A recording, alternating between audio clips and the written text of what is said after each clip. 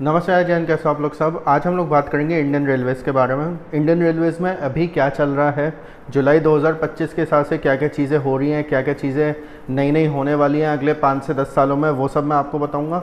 इसके अलावा मेरे कुछ सजेशंस है, वो भी आप लोग के साथ शेयर करूंगा। देखिए, इस वीडियो को मैं वैसे नहीं बनाऊंगा जैसे मैं दिल्ली मेट्रो या आरटीएस के वीडियोस बनाता हूँ, क्योंकि उसमें क्या होता है ना, उसमें छोटे रूट्स वगैरह होते हैं एंड उसमें जो अपडेट्स हैं आपको हर महीने देने होते हैं।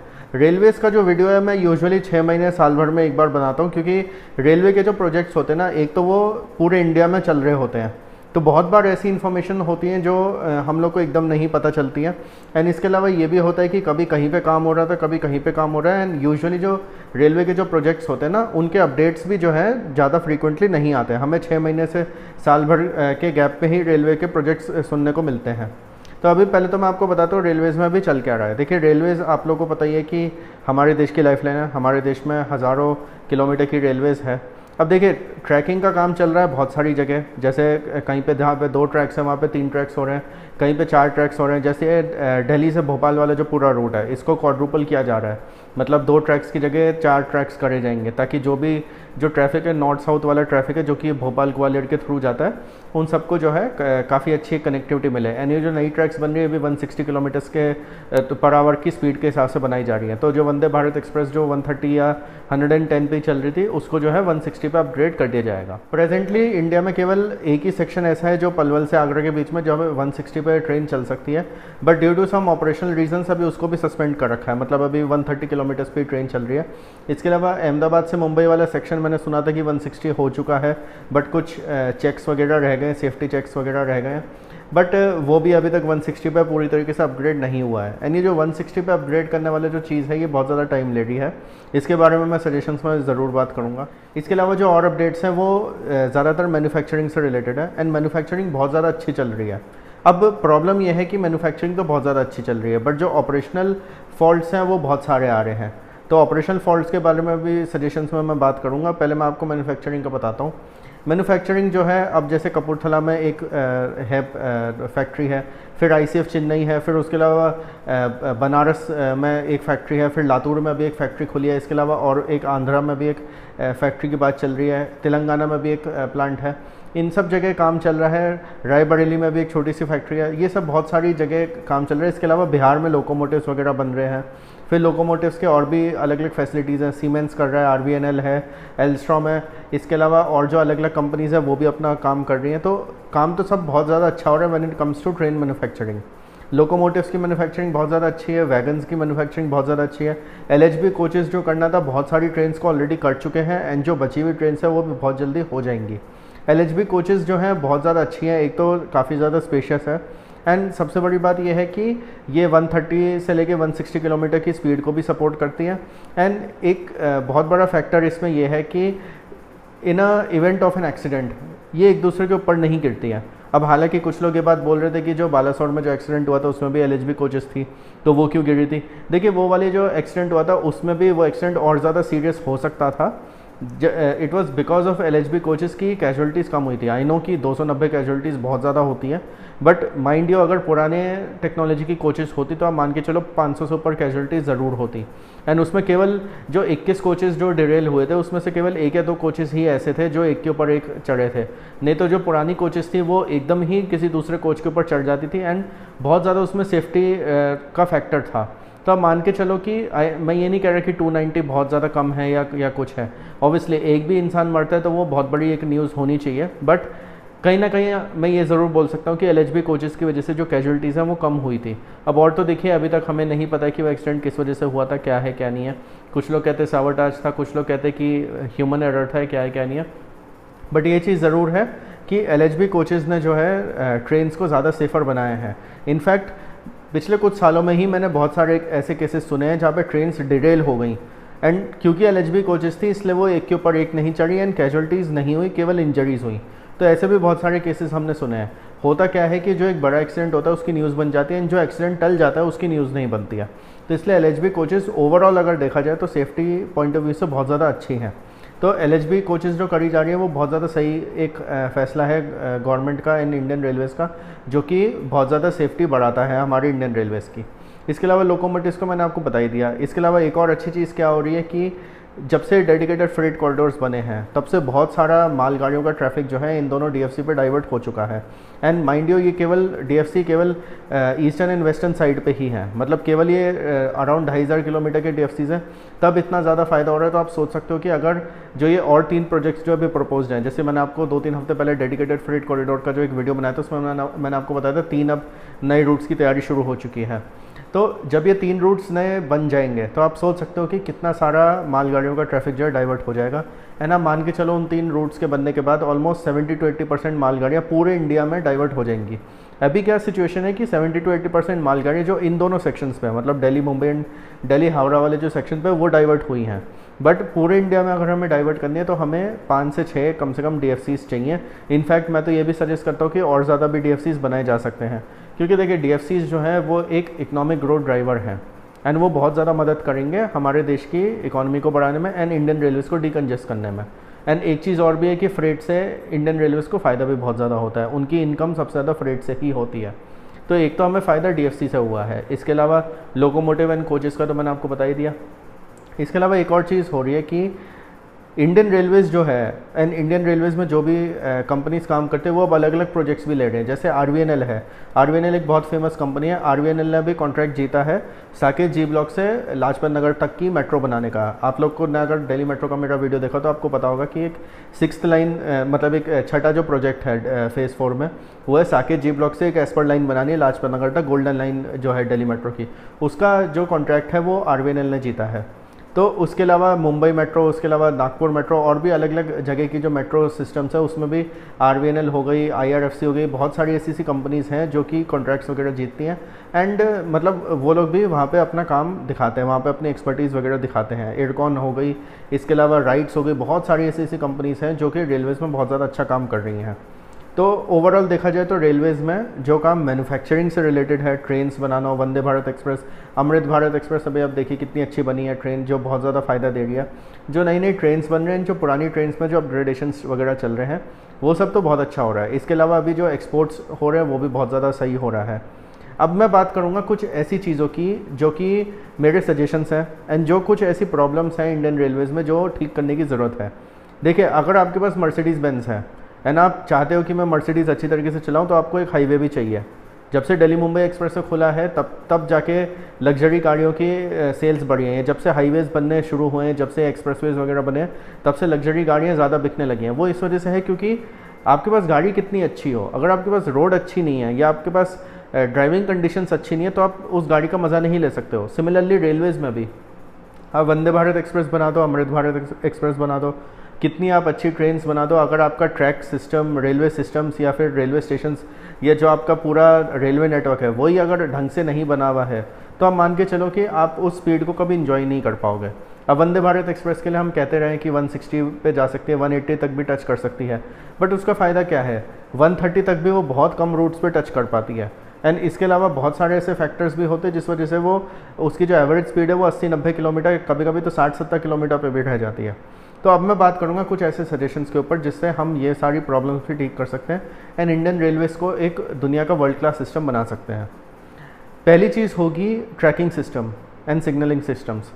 देखिए, जो ट्रैक्स हैं वो कुछ तो ट्रैक्स ऐसे हैं जो बहुत पुराने बने हुए हैं एंड वो जो है कहते तो हैं कि जी ट्रैक अपग्रेड कर देंगे, फेंसिंग लगा देंगे, ये है वो है, बट जो ट्रैकिंग एंड सिग्नलिंग सिस्टम है ना उसमें बहुत ज़्यादा एडवांसमेंट की अभी भी ज़रूरत है। मुझे ऐसा लगता है हमें बहुत ज़्यादा टेक्नोलॉजिकल एक एडवांसमेंट चाहिए। हमें जो है जापान एंड साउथ कोरिया या फिर जो भी ये टेक्नोलॉजिकली एडवांस देश है ना, या जहाँ पे भी बहुत सक्सेसफुल रेलवेज चल रही हैं, मैं तो कहूँगा जापान को लेना चाहिए क्योंकि वो बुलेट ट्रेन सिस्टम ऑलरेडी अपना चला रहे हैं, तो उस चीज़ को इंटीग्रेट भी करा जा सकता है। ऐसे कंपनियों, ऐसे देशों से, ऐसी कंपनियों से हमें टाई अप करना चाहिए एंड हम लोग को सिग्नलिंग सिस्टम एंड जो ट्रैकिंग सिस्टम है वो इतना बढ़िया बना देना चाहिए कि इंडियन रेलवेज़ में जो है 160 क्या हम लोग 200-220 किलोमीटर्स वाली भी ट्रेनें हम चला सकें। देखिए, आई नो कि बुलेट ट्रेन एक प्रोजेक्ट ऑलरेडी बन रहा है, बट बुलेट ट्रेन एक बिल्कुल डिफरेंट चीज़ है। बुलेट ट्रेन के बारे में मैं तब बात करूंगा जब मैं बुलेट ट्रेन का वीडियो बनाऊंगा। जहाँ तक बात आती है इंडियन रेलवेज़ की, मेरे हिसाब से इंडियन रेलवेज़ में एटलीस्ट 200 किलोमीटर पर आवर की ट्रेन्स चलनी चाहिए। हालांकि आई नो कि 160 की चलानी अभी मुश्किल हो रही है, बट इंडियन रेलवेज़ का एक बेंचमार्क होना चाहिए कि 200 किलोमीटर पर आवर की हम ट्रेन्स वगैरह चलाएँ। मुझे वो दिन देखना है कि जब मैं राजधानी से 6 घंटे में दिल्ली से मुंबई पहुँच जाऊँ। ऐसी ट्रेन हमें चलानी चाहिए। उसके ऊपर जो भी आएगा वो सब बुलेट ट्रेन के उसमें आना चाहिए, बट इंडियन रेलवेज एटलीस्ट ऐसी होनी चाहिए कि हम 200 किलोमीटर पर आवर की ट्रेन भी चला सकें। वंदे भारत भी हमें ऐसी चाहिए जो 200 किलोमीटर पर आवर की एवरेज स्पीड टच कर सकें। ऐसी ट्रेन जब चलेंगी, ऐसा होना चाहिए कि आप दिल्ली से वाराणसी जा रहे हो, आप 8 घंटे में नहीं, आप 4 घंटे में पहुँच जाओ। ये चीज़ें होनी चाहिए। दिल्ली से लखनऊ आप जा रहे हो, आप 2 घंटे में पहुंच जाओ। ये चीज़ें हमें चाहिए, क्योंकि देखिए आप मान के चलिए रेलवेज़ जो है, रेलवेज़ हमारे देश की लाइफलाइन है। ज़्यादातर जो lower class and middle class लोग हैं वो सब रेलवेज़ में ही ट्रैवल करते हैं, तो हमें उनको एक फास्टर मोड ऑफ ट्रांसपोर्ट भी देना है।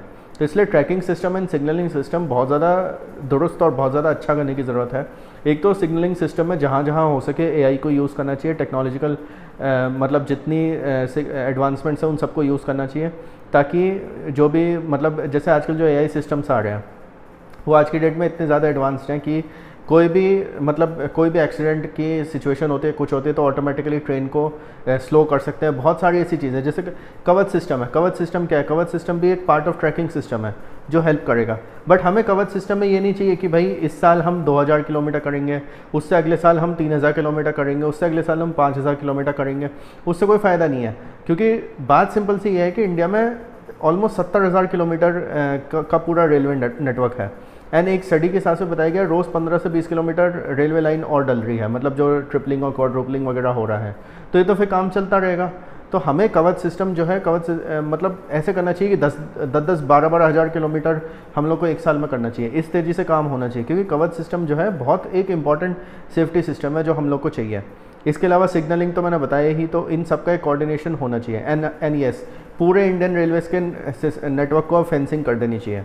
देखिए फेंसिंग बिल्कुल हो जानी चाहिए। ये गाय भैंस कुत्ते और ये बिल्लियाँ ये सब जो लोग आ जाते हैं, या फिर आजकल एक नया ट्रेंड हो गया है कि भाई रेलवे ट्रैक पे खड़े होकर हम लोग रील बनाएंगे। बहुत सारे एक्सीडेंट्स हो चुके हैं। ये सब ख़त्म होने चाहिए।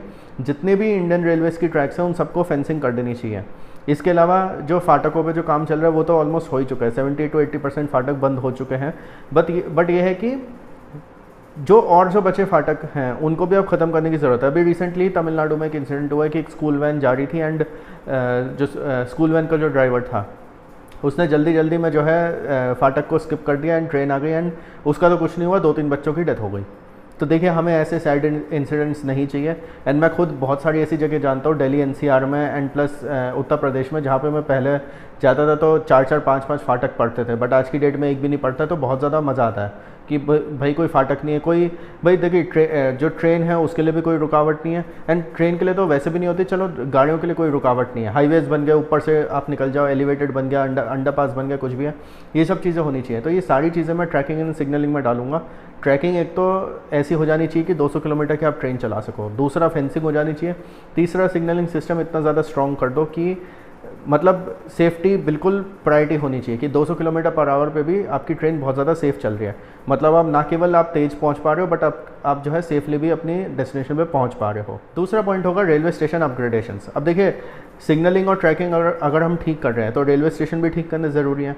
अब ये जो अमृत भारत जो स्कीम है, जिसमें मतलब कह रहे थे कि रेलवे स्टेशन को अपग्रेड किया जाएगा एंड उन सबको वो करा मतलब उन सबको रिवैम्प किया जाएगा, ये सब स्कीम्स अपनी जगह बिल्कुल ठीक है। एंड बहुत सारे मतलब स्टेशन को अपग्रेड भी किया जा रहा है। आनंद विहार को अपग्रेड किया जा रहा है, ब्रिजवासन को किया जा रहा है, न्यू दिल्ली को भी किया जा रहा है, बहुत सारे ऐसे प्रोजेक्ट्स वगैरह भी चल रहे हैं। बट इंडियन रेलवेज़ में इतने सारे स्टेशन हैं ना कि सबको रिवैम्प करने में बहुत ज़्यादा टाइम भी लगेगा। तो इसमें हम लोग ये अप्रोच ले सकते हैं कि एटलीस्ट जो बड़े बड़े स्टेशंस हैं उनको हम सबसे पहले वो करें रिवैम्प, उनको हम इस तरीके से रिवैम्प करें। देखिए हम मेरे को केवल एक न्यू दिल्ली रिवैम्प का वो नहीं देखना है, मैं चाहता हूँ कि जो CST स्टेशन है वो भी रिवैम्प हो, बेंगलोर का है वो भी रिवैम्प हो, गांधीनगर का आप देखिए कितना बड़े स्टेशन बनाए हैं। ऐसे आपको हर एक स्टेशन बनाने होंगे, एंड स्टेशन को एयरपोर्ट के हिसाब से ही बनाने होंगे। एंड इंडिया इतना वास्ट कंट्री है ना कि आप केवल इंफ्रास्ट्रक्चर पे ही इन्वेस्टमेंट करते रहोगे ना तो एम्प्लॉयमेंट जनरेशन अपने आप होता रहेगा, बिजनेस अपने आप बढ़ता रहेगा, इकोनॉमी भी अपने आप बढ़ती रहेगी, एंड हमारा इकोनॉमिक ग्रोथ भी अपने आप होता रहेगा। तो इसलिए जितने भी रेलवे स्टेशन हैं इन सब की कोशिश होनी चाहिए कि भाई ज़्यादा से ज़्यादा रिवैम्प किए जाए, ज़्यादा से ज़्यादा इन स्टेशंस का सिस्टम अच्छा किया जाए। इन स्टेशंस पे जो डिले होते हैं, जो ट्रैफिक मैनेजमेंट होता है, वो सारा भी बहुत अच्छी तरीके से हैंडल किया जाना चाहिए। थर्ड पॉइंट होगा क्लीनलीनेस इन रेलवे सिस्टम। अब देखिए इंडियन रेलवेज़ की जो क्लीनलीनेस है वो आज से 10 से 15 साल पहले अगर मैं देखूँ तो बहुत ज़्यादा ख़राब थी, एंड बहुत ज़्यादा प्रॉब्लम्स होती थी, सब कुछ था। आज की डेट में बहुत इम्प्रूवमेंट हो चुका है, बट अभी भी बहुत इम्प्रूवमेंट करना बाकी है। तो जो रेलवे सिस्टम्स है उसको बहुत ज़्यादा क्लीन रखना ज़रूरी है। जो रेलवे ट्रैक्स हो गए या फिर जो स्टेशंस हो गए, इन सब जगह जितना आप क्लीन रखोगे उतना बढ़िया है। अब देखिए जैसे डीएमआरसी है, डीएमआरसी में दिल्ली मेट्रो चलती है या फिर मुंबई मेट्रो है, नागपुर मेट्रो है, कहीं पे भी आप जाओ मेट्रो सिस्टम बिल्कुल सही रहता है, बिल्कुल टिप टॉप रहते हैं। क्यों रहते हैं भाई? वो भी तो 100-100, 200-200, दिल्ली में तो 400-400 किलोमीटर का नेटवर्क है, तो क्यों वो क्लीन रहता है? क्योंकि एक सिस्टम बना हुआ है, एक सिस्टम बना हुआ है कि भाई ट्रैक पे एक कचरा नहीं मिलेगा, मतलब हर जगह फाइन्स इम्प्लीमेंट होते हैं, लॉ एंड ऑर्डर अच्छा है, सब कुछ है। तो इस वजह से आपको कोई ऐसा इंसिडेंट देखने को नहीं मिलता है when it comes to Delhi metro. मैं दिल्ली मेट्रो का एग्जांपल लूँगा क्योंकि वो इंडिया की सबसे बड़ी मेट्रो है, 400 किलोमीटर की मेट्रो है। उसमें आप बता दो कहीं पर भी आपको कोई गंदगी दिखती हो या कहीं पर भी आपको कुछ प्रॉब्लम्स दिखती हो या कुछ भी है, आपको बहुत ही एक सेफ़ एनवायरनमेंट मिलता है when it comes to Delhi metro. तो जो चीज़ 400 किलोमीटर में हो सकती है वो चीज़ मेरे हिसाब से 40,000 या 70,000 किलोमीटर में भी हो सकती है। 40,000 मैंने इस वजह से बोला कि एटलीस्ट जो मेन सेंटर्स हैं, एटलीस्ट जो मेन कैपिटल सिटीज़ हैं, उनके आसपास जो भी नेटवर्क्स हैं, जितनी भी टायर 1 एंड टायर 2 सिटीज़ हैं, हम उनको एटलीस्ट कवर करें। उनको एटलीस्ट अगर हम लोग कवर करेंगे तो काफ़ी ज़्यादा उससे भी फ़ायदा हो सकता है। देखिए क्या होता है ना, जब बड़े शहरों के स्टेशन पे क्लीनलीनेस होगी ना, तो आप मान के चलो कि छोटे शहर वाला भी अपने आप वो हो जाएगा, अपने आप उसको इंकरेजमेंट मिलेगी कि हाँ मेरे को रेलवे सिस्टम को जो है गंदा नहीं करना है। इसके अलावा जो फाइन्स वगैरह है वो तो इम्प्लीमेंटेशन वो तो इंडियन रेलवे के एम्प्लॉयज़ को करनी ही पड़ेगी, क्योंकि देखिए बिना लॉ एंड ऑर्डर के तो कुछ भी नहीं होता। लॉ एंड ऑर्डर अगर होगा तो बहुत चीज़ें अच्छी हो जाएंगी, हमारा रेलवे सिस्टम भी यो रेल की तरह दिखने लगेगा। बट यह है कि उसके लिए बहुत ज़्यादा ज़रूरी है implementation of law and order.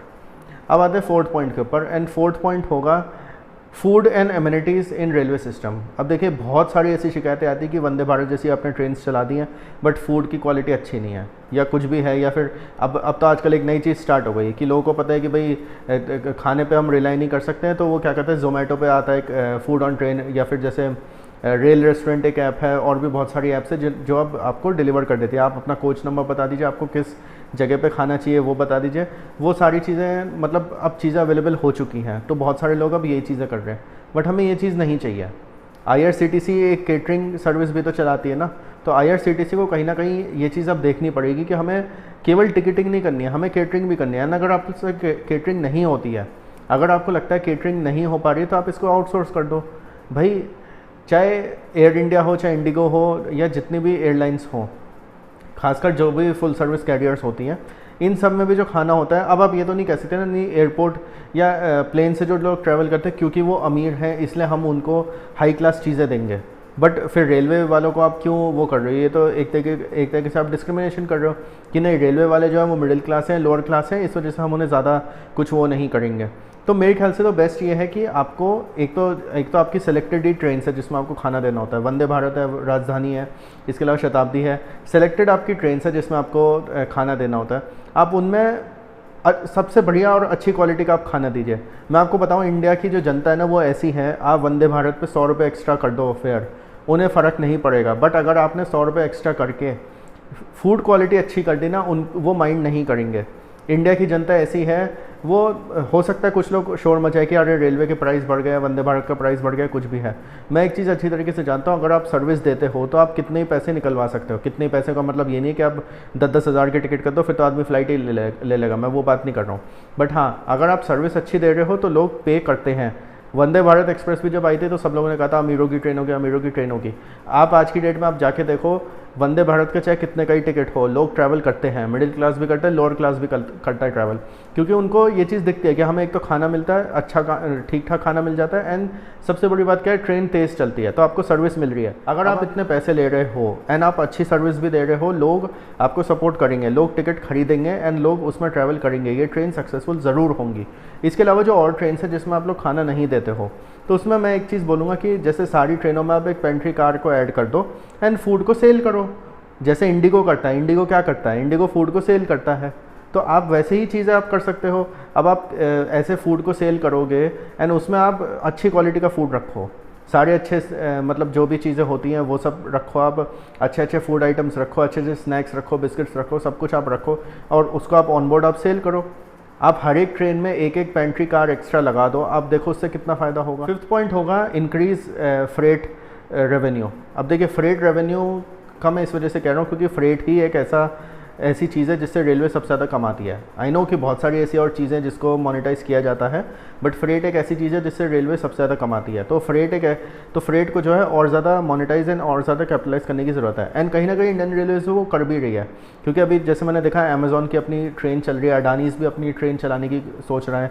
ये सारी ट्रेन जो है फ्रेट कॉरिडोर पर चलेगी, जिससे इनके जो मतलब इनका जो कार्गो है वो तेज़ी से जाएगा एंड ये रेलवेज़ को पैसा देंगे फिर उन ट्रेन को चलाने के लिए। तो ऐसे आप जितने भी प्राइवेट हमारे बिजनेस हाउसेज हैं, बिजनेसमैन हैं, उन सबको आप इनक्रेज करिए कि भाई आप अपनी ट्रेन्स वगैरह चलाइए, आप अपना कार्गो जो है पूरा अच्छी तरीके से ट्रांसफ़र करिए, आप उनसे फ़ीस लीजिए, उनका भी फ़ायदा आपका भी फ़ायदा, आपको रेवेन्यू मिल रहा है, उनको तेज़ ट्रांसपोर्ट मिल जाएगा उससे। तो देखिए ये जो है ना, ये अलग अलग तरीके हैं मोनेटाइज करने के। एंड क्योंकि फ्रेट से सबसे ज़्यादा रेवेन्यू आता है इंडियन रेलवेज़ को, तो मैं एक चीज़ ज़रूर बोलूँगा कि जो ये 3 फ्रेट कॉरिडोर सब बनने हैं ना, इसका ये नहीं होना चाहिए कि भाई ये बनते बनते 2034-35 हो जाएगा। नहीं, इनको जो है वॉर फुटिंग पर बहुत तेज़ी से बनाने की ज़रूरत है, क्योंकि ये जो है ना, ये फ्रेट का रेवेन्यू बढ़ाएंगे, इसके अलावा जो कंजेशन है उसको कम करने में भी मदद करेंगे। लास्ट पॉइंट होगा कंट्रोल ब्यूरोक्रेसी। देखिए मैं आपको एक चीज़ बताऊं, मैंने ऐसे कुछ लोगों से बात करी है जो रेलवेज़ में बहुत सालों से काम कर रहे हैं। वो बोलते हैं कि यार एक लॉबी भी चलती है एंड ब्यूरोक्रेसी भी एक बहुत बड़ा इशू है, कि जिस वजह से रेलवे में बहुत सारे चेंजेस एकदम से नहीं हो पाते हैं। अलग अलग तरीके के जोन्स होते हैं, नॉर्दर्न रेलवे है, सदर्न रेलवे है, वेस्टर्न रेलवे, ईस्टर्न रेलवे है, सबकी अपनी लॉबी बनी हुई है। कोई कहता है कि मेरे को ज़्यादा फ़ायदा हो, कोई कहता है मेरे को ज़्यादा फ़ायदा हो। अच्छा, नॉर्दर्न रेलवे में रिक्रूटमेंट ज़्यादा आ गया तो प्रॉब्लम, सदर्न में ज़्यादा आ गया तो प्रॉब्लम, कहीं पे अगर हाइक नहीं मिला, अप्रेजल नहीं मिला तो अलग अलग तरीके की चीज़ हो जाती है। अभी पिछले साल की बात है, उदयपुर से आगरा जा रही एक वंदे भारत एक्सप्रेस में लड़ाई झगड़ा हो गया था। क्यों हो गया था भाई? आगरा का एक स्टाफ था जो कि नॉर्दर्न रेलवे का था एंड वेस्टर्न रेलवे का एक स्टाफ था जो कि उदयपुर साइड से आ रहा था। अब उनको बीच में अपनी ड्यूटीज़ जो है स्प्लिट करनी थी, उसमें प्रॉब्लम हो गई कि हम इतना करेंगे, तुम इतना करो। उसमें बहुत ज़्यादा पंगा हो गया था, लड़ाई झगड़े हो गए थे, यानी एक ने तो कांच भी फोड़ दिया था ट्रेन का। तो हमें ऐसी चीज़ें नहीं चाहिए। देखिए जो ये ब्यूरोक्रेसी है ना रेलवेज़ में, ये एक डबल एजेड स्वॉर्ड है। सच बात मैं आपको बोलूँ, अगर हमें बहुत ज़्यादा मतलब मॉडर्नाइजेशन चाहिए तो हमें इन लोगों को कंट्रोल एंड इन लोगों को मतलब एक, वो कहते हैं ना कि एक डंडा करके रखना पड़ेगा कि भाई ताकि ये लोग भी अच्छी तरीके से काम करें, क्योंकि बहुत सारी ऐसी चीज़ें हैं जो रेलवे ब्यूरोक्रेसी की वजह से भी नहीं हो पाती हैं। रेलवे मेंटेनेंस हो, ट्रैक्स का मेंटेनेंस हो, गाड़ियों का मेंटेनेंस हो, या रेलवे की मतलब फ्रेट का ट्रांसपोर्ट हो, या अलग अलग या प्रोजेक्ट्स हो, ये सारी चीज़ें जो है कहीं ना कहीं रेलवे ब्यूरोक्रेसी की वजह से भी नहीं हो पाती हैं। बट ये प्रॉब्लम ये है कि ये एक डबल एजेड स्वॉर्ड है। आप ब्यूरोक्रेसी को डंडा करोगे तो वो कहेंगे हम काम नहीं कर रहे। आप उनको फायर भी नहीं कर सकते हो। आप ये नहीं कर सकते कि, क्योंकि है क्या, at the end of the day सरकारी जॉब है। एंड रेलवेज़ के एग्ज़ाम्स में आपने देखा ही कि कितने सारे लोग बैठते हैं, कितना उसमें हल्ला हो जाता है। रेलवे के अगर मतलब एग्ज़ाम लीक हो जाए या फिर कुछ भी उसमें पंगा हो जाए, बहुत सारी अलग अलग चीज़ें हो जाती हैं। तो वो भी एक फैक्टर हमें देखना है। एंड दूसरी बात, हम ये नहीं कह सकते कि भाई आपकी जॉब सिक्योरिटी नहीं, आपको हम सस्पेंड कर रहे हैं, क्योंकि अगर हमने ऐसा कोई एक्शन लिया तो उसमें अलग प्रॉब्लम हो जाती है फिर, क्योंकि अगर सस्पेंड करेंगे तो वो एक वोट बैंक वाली भी बात हो जाती है। तो वोट बैंक भी एक चीज़ है जो हमें देखने की ज़रूरत है। एंड रेलवेज़ कहीं ना थोड़ा सा हमारे देश में एग्रीकल्चर की ही तरह है। एग्रीकल्चर में क्या है, हम मॉडर्नाइजेशन नहीं कर सकते क्योंकि वो हमारे एक वोट बैंक भी है, हम उनको वो नहीं कर सकते। आपको पता है फार्म बिल्स में क्या हुआ था? मैं सच बोल रहा हूँ, फार्म बिल्स बहुत ज़्यादा अच्छे थे, फार्मर्स हमारे बहुत अमीर हो जाते, बट अनफॉर्चुनेटली कुछ लोगों ने ब्रेन वॉश कर दिया एंड फिर उसके बाद हुआ क्या, आप लोग को सबको पता है। ठीक है, ऐसे ही रेलवेज़ का है। रेलवेज़ में भी क्या है, पूरे इंडिया का एक मैटर है ये, एंड इसमें ब्यूरोक्रेसी जो है बहुत एक इम्पॉर्टेंट रोल प्ले करती है। अगर आप इनको डंडा करोगे, इनके ऊपर मतलब इन स्ट्रिक्टली काम करवाने की कोशिश करोगे, ये स्ट्राइक करना और अलग अलग हथकंडे अपनाना, ये सब चीज़ें करेंगे। अगर आप इनको निकालोगे तो जॉब सिक्योरिटी के ऊपर वो करेंगे कि हमारी तो जॉब सिक्योरिटी थी, हम तो सरकारी नौकर हैं, ये है वो है। अगर आप इनके ऊपर ज़्यादा स्ट्रिक्ट एक्शन लोगे कि जी नहीं कुछ भी हो, जॉब सिक्योरिटी कुछ भी, हम आपको निकाल रहे हैं, तो ये वोट बैंक में इशू बनेंगे। एंड होता क्या है, फिर ऑपोजिशन पकड़ लेती है इन सब चीज़ों को। एंड ऑपोजिशन का मतलब ये नहीं है कि केवल आज की जो ऑपोजिशन है, फ्यूचर में कोई और गवर्नमेंट भी आती है तो भी जो ऑपोजिशन होगी वो पकड़ लेगी, क्योंकि हर एक के लिए वोट बैंक है। फार्मर्स एंड मतलब जो रेलवे एम्प्लॉयज़ होते हैं या जो सरकारी एम्प्लॉयज़ होते हैं, वो हमारे देश के सबसे बड़े वोट बैंक है। इसलिए आप देखते होगे जो भी गवर्नमेंट ऑफिसेज होते हैं, जो भी गवर्नमेंट वाली चीज़ें होती हैं, गवर्नमेंट डिपार्टमेंट्स होते हैं, उसमें एफिशिएंसी कम क्यों होती है? वो इस वजह से होती है क्योंकि आप डंडा उनको कर नहीं सकते हो। है ना। एंड सबसे बड़ी बात यह है कि आप जॉब सिक्योरिटी उनको आपको देनी पड़ती है, निकालोगे तो फिर वही चक्कर कि जी नौकरियां नहीं है, ये नहीं है, वो नहीं है, वो सब है। वो इतने बड़े बड़े PhDs हैं, वो सब जो पियोन की नौकरी के लिए अप्लाई करते हैं, वो क्यों करते हैं? वो इसी वजह से तो करते हैं क्योंकि उनको यही है कि हम चाहे छोटा काम करें, हमें जॉब सिक्योरिटी मिल रही है एंड ऑल दैट। तो ये एक चीज़ है। बट हाँ, ये है कि गवर्नमेंट को तरीके ऐसे निकालने होंगे कि मॉडर्नाइजेशन भी हो जाए एंड ब्यूरोक्रेसी भी को भी हम हैंडल कर लें। एंड मैं एक चीज़ ज़रूर बोलूँगा, पिछले 11 साल में इस गवर्नमेंट ने बहुत अच्छी तरीके से बैलेंस करने की कोशिश करी है। ऐसा नहीं है कि नहीं करी है, बिल्कुल करी है, बहुत अच्छी तरीके से करने की कोशिश करी है। ये सब जो ट्रेन्स हैं, मैंने तो कभी नहीं सोचा वंदे भारत एक्सप्रेस भी आ जाएगी, अमृत भारत आ जाएगी, अलग अलग ट्रेन्स आ जाएगी, सिग्नलिंग सिस्टम्स वगैरह में जो थोड़ा बहुत हो रहा है, कवच सिस्टम जो बन रहा है, वो सब चीज़ें भी हो जाएंगी। लोकोमोटिव्स का हो गया, DFC हो गया, ये सारी चीज़ें हो जाएंगी। मैंने नहीं सोचा था क्योंकि मेरे को कहीं ना कहीं बहुत सालों से मैं सुनता आ रहा हूँ लोगों से कि रेलवे में क्या होता है, किस तरीके से काम होता है, क्या है क्या नहीं। मेरे को नहीं थी उम्मीद। एंड आई मस्ट से कि इस गवर्नमेंट ने ये चीज़ कोशिश करी है कि ब्यूरोक्रेसी एंड जो डेवलपमेंट है उसको हैंड इन हैंड रख के चला जाए एंड एक बैलेंस बनाया जाए। तो गाइज़, ये मेरे कुछ सजेशंस थे, लंबा हो गया वीडियो, बट ये है कि सजेशंस और भी बहुत हो सकते थे, ये मेन है। और भी बहुत सारी चीज़ें हैं जो लोग कह सकते हैं। जैसे कुछ टाइम पहले एक बात आई थी जो मैं आपके साथ शेयर करना चाहूँगा। ये दिल्ली से खजुराहो जो वंदे भारत एक्सप्रेस जाती है, उसमें ये बात बोली जा रही थी कि बीच में किसी MLA MP ने जो है एक लोगों के रिक्वेस्ट पे एक और स्टेशन ऐड करवा दिया। अब ये जो है ये बहुत पुरानी एक प्रैक्टिस है इंडियन रेलवेज़ में कि कोई भी MLA MP जो है अपने कॉन्स्टिट्यूंसी में जो भी लोग हैं उनके कहने पे जो है कोई भी स्टेशन बीच में ऐड करवा देता है। अब स्टेशन आपने बीच में ऐड करवाया तो पूरा का पूरा जो आपका वो है टाइम टेबल वो पूरा हिल जाता है, क्योंकि आपकी जो स्पीड है वो कम हो जाएगी, एवरेज स्पीड कम हो जाएगी, ट्रैवल टाइम बढ़ जाता है, बहुत सारी चीज़ हो जाती है। तो ये चीज़ ख़त्म होनी चाहिए। फिर आपके जो लोग प्लेटफॉर्म टिकट लेके आ जाते हैं, कुछ बिना टिकट ट्रैवल करते हैं, पैसेंजर ट्रेन से, उनमें प्रॉब्लम्स है, बहुत सारी ऐसी चीज़ें हैं। तो इंडियन रेलवे पे तो मैं बोलता रह सकता हूँ, मतलब बहुत सारी ऐसी प्रॉब्लम्स हैं। बट अभी फ़िलहाल क्या है ना, अभी ये कुछ प्रॉब्लम्स ऐसी हैं जो अगर सबसे पहले प्रायोरिटी पे सॉल्व की जाए तो ज़्यादा बढ़िया होगा। इसके अलावा पैसेंजर ट्रेन्स का जैसे मैंने आपको बताया वो भी एक प्रॉब्लम है कि बिना टिकट लोग आ जाते हैं, वो भी चीज़ें सॉल्व करी जा सकती हैं। बट मेरे ख्याल से पहले हमें इन सब चीज़ों से हमें स्टार्ट करना चाहिए, उसके बाद हमें देखना चाहिए। एनीवेज, आपका इस वीडियो के बारे में क्या कहना है प्लीज़ कमेंट्स में ज़रूर बताना। Like this video, share with all your friends. Thank you for watching the video.